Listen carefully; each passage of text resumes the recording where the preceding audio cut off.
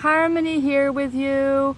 How to regain a sense of love and composure in your life after being discarded by a narcissist. One of the most painful experiences we can ever have in life is being discarded by the narcissist.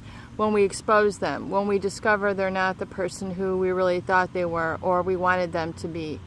When we discover that we were merely used as a pawn, we were merely taken advantage of, we were merely used as a temporary source of supply to someone's ego and sense of self-importance.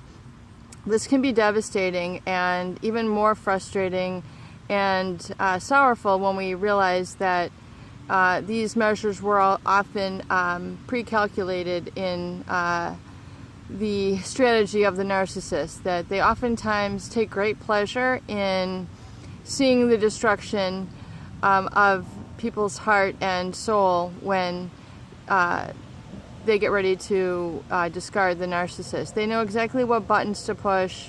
They know exactly what weaknesses to exploit. They know exactly how to play you. They know all the little things to say and do to get you back.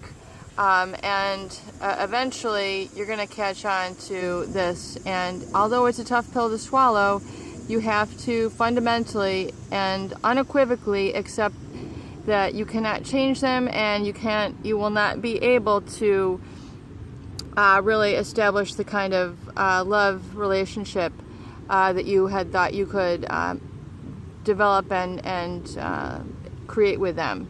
And so one important thing, I think, to recovery is a sense of unconditional love.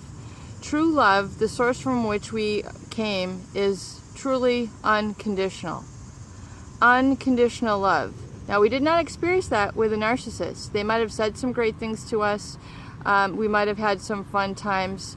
We thought it was going to be forever, yet it was really only a sort of temporary sort of supply that we were for them. It was certain conditions that we had to meet for them that were essentially a limitation.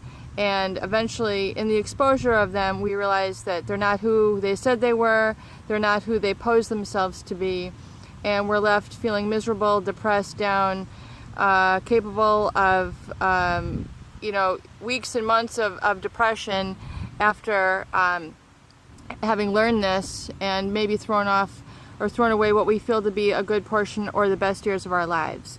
Well, guess what? I've got news for you. The best of life is yet to ahead now that you've shed away the narcissist. Thank God you did. Thank God that you've discovered them for the person that they are, and you unequivocally, without a doubt, have to accept this. In terms of restoring that sense of faith,